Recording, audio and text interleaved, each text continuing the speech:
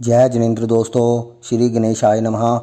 दोस्तों, आज इस वीडियो के माध्यम से हम बात करेंगे जन्म कुंडली के 9वें घर के बारे में। नवा घर, जिसको भाग्य का घर भी कहा जाता है, किस्मत का घर भी कहा जाता है। अगर ये जन्म कुंडली में अच्छा होता है तो हमारा भाग्य अच्छा होता है। तो दोस्तों, वीडियो शुरू करते हैं। वीडियो शुरू करने से पहले आप सभी से गुजारिश है, कृपया वीडियो को लाइक अवश्य कीजिए और चैनल को सब्सक्राइब अवश्य कीजिए और बेल आइकन को भी क्लिक जरूर कर लीजिएगा। दोस्तों, जन्म कुंडली के नवम भाव को भाग्य का स्थान माना गया है। नवम भाव से भाग्य, पिता, पुण्य, धर्म, तीर्थ यात्रा तथा शुभ कार्यों का विचार किया जाता है। नवम भाव जन्म कुंडली का सर्वोच्च त्रिकोण स्थान है, उसे लक्ष्मी का स्थान माना गया है। नवम भाव एकादश भाव से एकादश होने के कारण लाभ का लाभ अर्थात जातक के जीवन की बहुमुखी समृद्धि दर्शाता है। वैदिक ज्योतिष के अनुसार जन्म कुंडली में नवम भाव व्यक्ति के भाग्य को दर्शाता है और इसलिए इसे भाग्य का भाव कहा जाता है। जिस व्यक्ति का नवम भाव अच्छा होता है वे व्यक्ति भाग्यवान होता है। इसके साथ ही नवम भाव से व्यक्ति के धार्मिक दृष्टिकोण का भी पता चलता है, अतः इसे धर्म का भाव कहते हैं। इस भाव से व्यक्ति के आध्यात्मिक जीवन का विचार किया जाता है। ये भाव जातकों के लिए बहुत ही शुभ होता है। इस भाव के अच्छा होने से जातक हर क्षेत्र में तरक्की करता है। जो पूर्व भाग्य होता है, पूजा होती है, तपस होती है, धर्म होता है, हमारे दैव्य उपासना होती है, आदि सभी चीज़ों को नवम भाव से दर्शाया जाता है।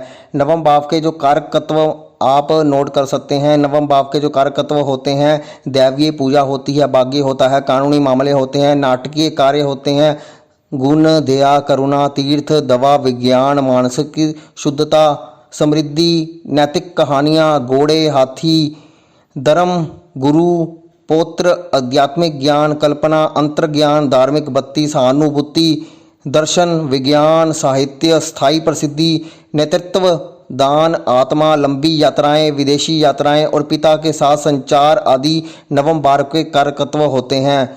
दोस्तों, अक्सर हम राजयोग के बारे में चर्चा करते हैं। हर व्यक्ति की कुंडली में राजयोग और दरिद्र योग मिल जाते हैं। हर योग की कुछ समय अवधि रहती है, 2, 3, 4 साल से लेकर 5, 6 साल तक ही ये योग प्रभावशाली रहते हैं।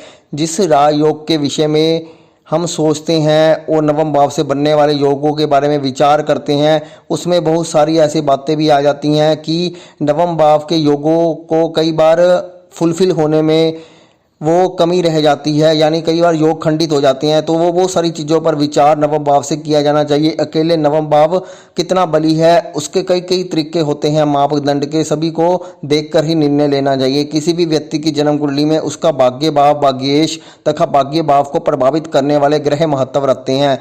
जन्म कुंडली में नवम भाव से भाग्य का आकलन किया जाता है। किसी की जन्म कुंडली में जन्म लगन से 9वीं राशि व चंद्र लगन से 9वीं राशि महत्वपूर्ण होती है, क्योंकि ये राशि भाग्य भाव अर्थात नवम भाव में आती है। जन्म लगन तथा चंद्र लगन में से जो लगन बली होता है उसे भाग्य भाव की गणना की जाती है। जन्म कुंडली में भाग्य भाव का स्वामी किस भाव में गया आदि बातों का भी विचार किया जाता है। भाग्येश का केंद्र अथवा त्रिकोण आदि भावों में जाना शुभ फल प्रदान करने वाला माना जाता है। भाग्येश चाहे बली हो अथवा अल्प बली हो तब भी वे योग कारक ही कहा जाता है। नवम भाव अथवा नवमेश का संबंध किसी भी प्रकार से केंद्र, त्रिकोण, धन भाव आदि से बन रहा हो तब इसे अत्यधिक शुभ माना गया है। ये उत्तम अवस्था होती है। 3 व 11 भाव से नवम भाव का संबंध बनने पर यह मध्यम स्थिति बनती है और 6ठे, 8वें, 12वें भाव से नवम भाव का संबंध बनने पर सबसे खराब स्थिति मानी जाती है। एक बात लेकिन ते ये जरूर है कि भाग्येश अति शुभ या अति अशुभ हो वे सदा शुभ देने वाला ही माना जाता है। वैदिक ज्योतिष के अनुसार नवम भाव से पवित्र स्थानों, कुओं, जलाशयों, बलिदान और दान आदि का विचार किया जाता है। इसके अतिरिक्त मंदिरों, मस्जिदों, चर्चों और सभी धार्मिक संस्थाओं को कुंडली के 9वें भाव से माध्यम से देखा जाता है। ये अंतर्ज्ञान और मानसिक शुद्धि का भाव भी है। नवम भाव उच्च शिक्षा, उच्च विचार, उच्च ज्ञान आदि का प्रतिनिधित्व करता है। 9वां भाव अनुसंधान, आविष्कार, खोज, अन्वेषक आदि का प्रतिनिधित्व करता है। हिंदू लोग इस भाव को धर्म का भाव भी कहते हैं। नवम भाव प्रकाशन, विशेष रूप से धर्म, विज्ञान, कानून, दर्शन, यात्रा, अंतर्राष्ट्रीय मामलों आदि से संबंधित है। ये अच्छे लोगों, सम्मान और ईश्वर और बुजुर्गों के प्रति समर्पण, पिछले जन्म और पुण्य परिवार से प्राप्त आशीर्वाद को भी दर्शाता है।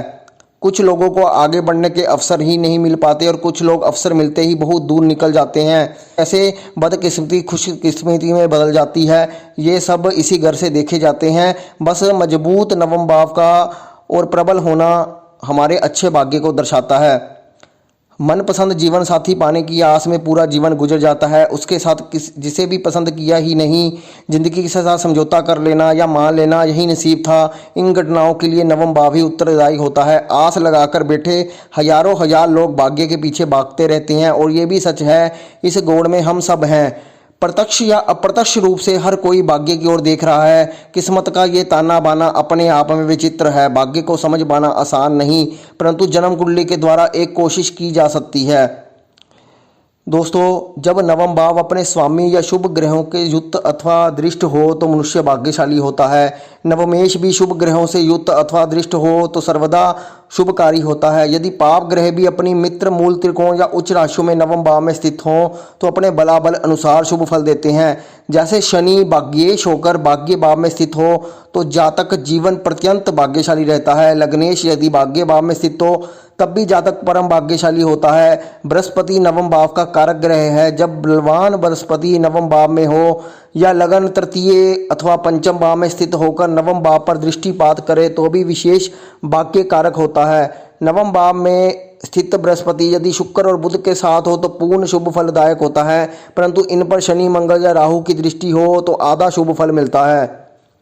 दोस्तों, भाग्य भाव से पंचम भाव लगन भाव होता है, अतः उसका स्वामी लग्नेश भी भाग्य कारक होता है। भावत भावम सिद्धांत के अनुसार नवम से नवम अर्थात पंचम भाव और पंचमेश भी भाग्य कारक होते हैं।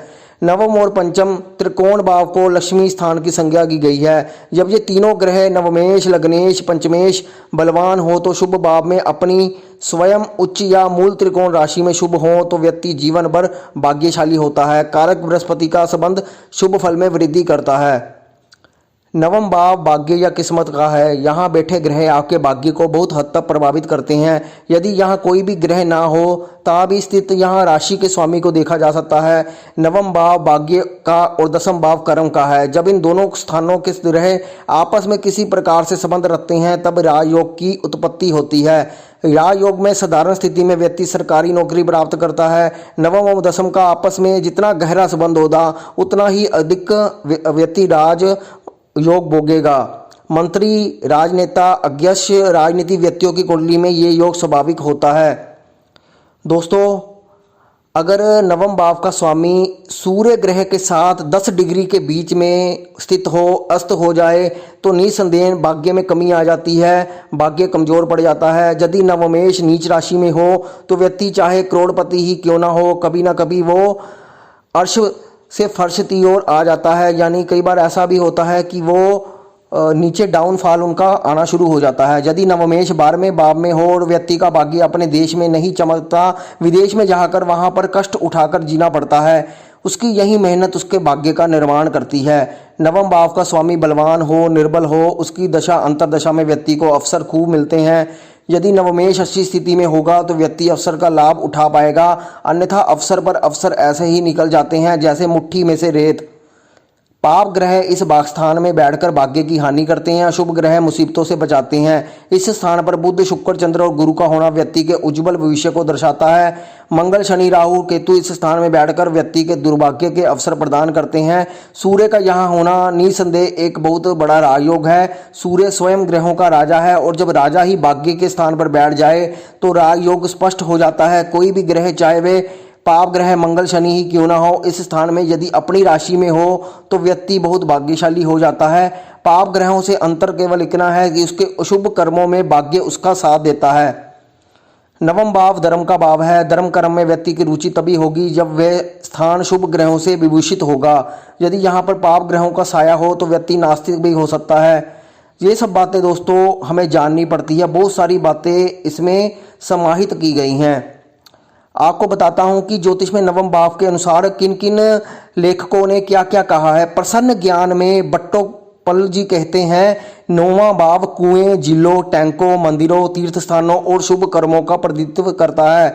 वहीं कालिदास के अनुसार दान, गुण, पवित्र स्थानों की यात्रा, अच्छे लोगों के साथ संबंध, वैदिक बलिदान, अच्छा आचरण, दिमाग की शुद्धता, बुजुर्गों, तपस्या, शोधती दवा, किसी भी नीति, भगवान की पूजा, उच्च शिक्षा का अधिग्रहण, गरिमा, पौराणिक कथाओं, नैतिक अध्ययन, लंबी यात्रा, पैतृक संपत्ति, घोड़े, हाथी और भैंस और धन का संचलन नवम भाव के द्वारा देखा जाता है। कुंडली में स्थित नवम भाव विश्वास का भाव भी है। इस भाव के माध्यम से ये ज्ञात होता है कि व्यक्ति के पिछले जन्मों के अच्छे कार्यों का फल वर्तमान जीवन में भाग्य के रूप में प्राप्त होता है। प्रत्येक व्यक्ति अपने पिछले जन्म में किए गए कर्मों के आधार पर फल पाने का पात्र है। नवम भाव जातक को भाग्य के माध्यम से ही सफलता की ऊंचाइयां पहुंचाता है। कुंडली में नवम भाव के प्रभाव से जातक का स्वभाव धार्मिक, समर्पित, रूढ़िवादी और दयालु होता है। काल पुरुष कुंडली में इस भाव की राशि धनु है और धनु राशि का स्वामी बृहस्पति होता है।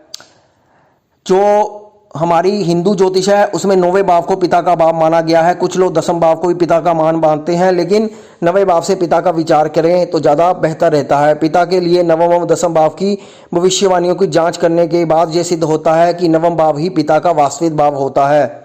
सत्य संहिता के लेखक कहते हैं कुंडली के इस भाव से शेष भावों और दूसरे से अनुकूलता की जांच की जाती है। मैदिनी ज्योतिष के अनुसार कुंडली में नवम भाव न्यायिक व्यवस्था, सुप्रीम कोर्ट, न्यायाधीश, कानून, अदालत, वैश्विक कानून, नैतिक धर्म, रासायनिक, विदेशी मिशन, प्रगति और विकास को दर्शाता है। नवम भाव से हवाई यात्रा, नौवहन, समुद्री यातायात, विदेशी आयात और निर्यात, समुद्र और तटों के आसपास मौसम की स्थिति और लंबी दूरी की यात्रा का विचार किया जाता है। ये संयुक्त राष्ट्र, विश्व संगठन, विदेश मामलों के मंत्रालय, राजनीति, विदेशी देशों के साथ संबंध, विदेशी देशों के साथ जो घटनाएं होती हैं, नौसेना, नौसैनिक मामलों के साथ व्यवहार का प्रतिनिधित्व करता है।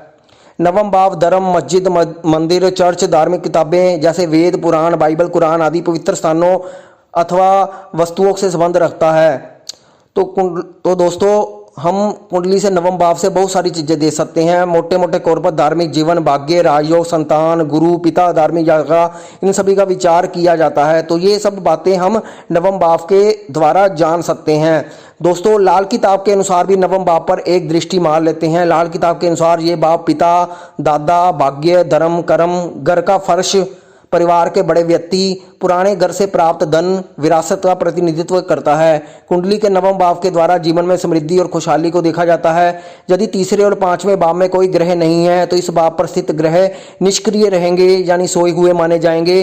पांचवें भाव में ग्रह की उपस्थिति इस भाव के ग्रहों को सक्रिय बनाती है। इस प्रकार से आप देख सकते हैं नवम भाव सभी भावों में कितना प्रमुख है। इस भाव से आपका भाग्य और जीवन में प्राप्त होने वाले लाभ आदि को देखा जाता है। तो दोस्तों, ये सब बातें आपको विचार करनी चाहिए। तो इन सब बातों के द्वारा आप समझ सकते हो कि भाग्य का भाव कितना प्रबल होता है। तो दोस्तों, इस वीडियो के माध्यम से मैंने यही आपको बताने की कोशिश की है। नवम भाव को जांचने की कई विधियां होती हैं। हम चाहे तो भाव बल भी दे सकते हैं, षटबल के द्वारा भी दे सकते हैं और यहाँ तक कि ग्रह का खंड भी निकाल सकते हैं। ग्रह का खंड बहुत महत्वपूर्ण होता है। वो हमारे भाग्य का सूक्ष्म आंकलन करके देता है। वो किसी और वीडियो में हम तभी बात करेंगे, लेकिन परंतु आज इस वीडियो में मैंने यही बताने की कोशिश की है कि नवम भाव से हमें क्या क्या देखना चाहिए। अगर आपको ये वीडियो पसंद आता है तो कृपया वीडियो को लाइक अवश्य कीजिए और चैनल को सब्सक्राइब अवश्य कीजिए। धन्यवाद दोस्तों।